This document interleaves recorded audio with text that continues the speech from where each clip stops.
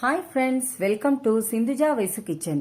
இன்னைக்கு நம்ம பார்க்க போறது பிரேக்ஃபாஸ்ட்டுக்கு நல்ல ஹெல்த்தியா டேஸ்டா அடை தோசை தாங்க இன்னைக்கு பார்க்க போறோம். இது அவ்வளோ சூப்பரா இருக்குங்க. 1 டம்ளர் புழுங்கல் அரிசியை நான் எடுத்திருக்கேங்க. பவுல்ல சேர்த்துக்கலாம். 1/2 கப்பு துவரம்பருப்பு, 1/2 கப்பு பாசிப்பருப்பு எடுத்துக்கலாங்க. 1/2 கப்பு கடலைப்பருப்பு சேர்த்துக்கலாம். 1/2 கப்பு உளுந்து சேர்த்துக்கலாங்க. இப்போ இது கூடவே 4 வரமிளகாயை சேர்த்துக்கலாங்க.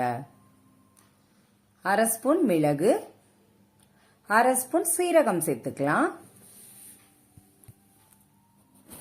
இப்போ ஃபுல்லா தண்ணி ஊற்றி வச்சிருங்க. ஒரு 5 மணி நேரம் ஊறட்டுங்க.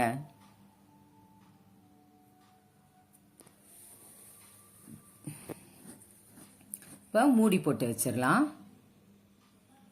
இப்போ இன்னொரு பவுலில் 1/4 கப்பு பாசிப்பருப்பு, 1/4 கப்பு கடலைப்பருப்பு, 1/4 கப்பு தோரம்பருப்பு சேர்த்துட்டு இதுலயும் தண்ணி ஊற்றி வச்சிடலாங்க. இதுவும் நல்லா ஊறட்டும். தண்ணி சேர்த்துக்கோங்க. அதில் இப்போ 5 மணி நேரம் கழிச்சு எடுத்து பார்த்தோம்னா பாருங்க, இதை போல நல்லா ஊறி இருக்கணுங்க. இப்போ தண்ணியை வடிகட்டிட்டு மிக்ஸி ஜாரில் சேர்த்துக்கலாம். 1/2 ஸ்பூன் உப்பு, 1/2 ஸ்பூன் பெருங்காயத்தூள் சேர்த்துக்கலாங்க.